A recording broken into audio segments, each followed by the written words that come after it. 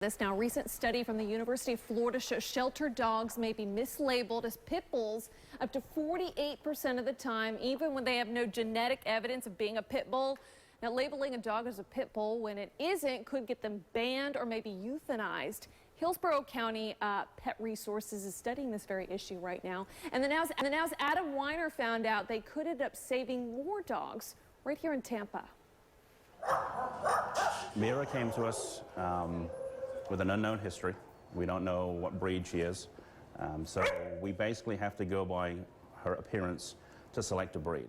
Folks at the Pet Resource Center in Hillsborough County guessed Mira was part pit bull, and so, as often happens to pit mixes, while the other dogs here got adopted, she sat at the shelter for weeks until David Morton basically had an idea. Cheek cells. We sent out some cheek cells to the lab. He had DNA tests done on 24 of the dogs here, most of them pit bulls that had been sitting in kennels the longest. The results had this experienced shelter employee surprised. So Mira, that we thought was a pit mix, actually came back as an American Staffordshire Terrier mixed with a Jack Russell Terrier, which is a much, much smaller breed.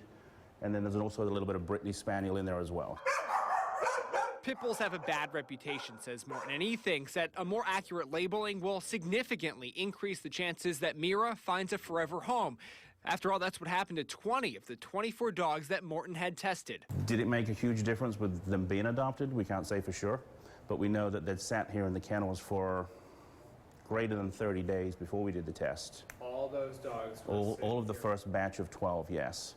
And then shortly thereafter, they were adopted or rescued out. And considering it costs anywhere from $20 to $30 a day to house a dog here, a $50 DNA test that gets a dog adopted that much faster seems like a good investment to Morton. I'm Adam Weiner for the Now Tampa Bay.